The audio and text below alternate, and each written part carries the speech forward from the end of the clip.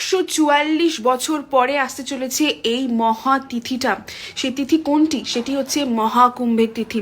সাধারণত কুম্ভ মেলা প্রত্যেক 12 বছর অন্তর অন্তর হয়, অর্ধ কুম্ভ মেলা 6 বছর অন্তর অন্তর হয়, কিন্তু এটি হচ্ছে মহাকুম্ভ মেলা, যেটি 144 বছর পরে আসে।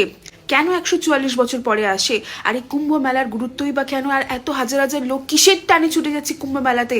কেন হিমালয়ের সাধুরা, যাদেরকে পুরো বছর দেখতে পাওয়া যায় না, কুম্ভ মেলার সময় তারা কেন প্রয়াগরাজে আসে? যে কুম্ভ মেলা বিশেষত 4টি জায়গায় হয়: প্রয়াগরাজ, হরিদ্বার, উজ্জয়ন আর নাসিক। সমুদ্র মন্থনের সময় অমৃতের কয়েকটা ফোঁটা এই 4টি জায়গার মধ্যে পড়ে, এখান থেকে এই কুম্ভ মেলা প্রারম্ভ হয়।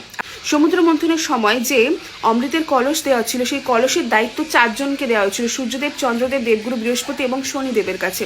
আর এই 4টি গ্রহর একটা বিশেষ পজিশনে যখন আসে, তখনই কিন্তু এই মহাকুম্ভ মেলাটি হয়, এবং এবছর কিন্তু এই পজিশনটা আসতে চলেছে।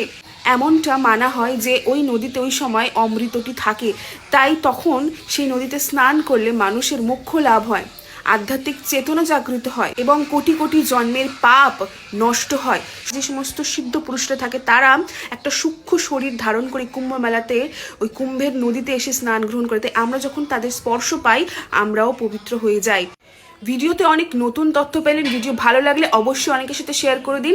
ভিডিও ভালো লাগলে যার আগে একবার হরে কৃষ্ণ বলুন।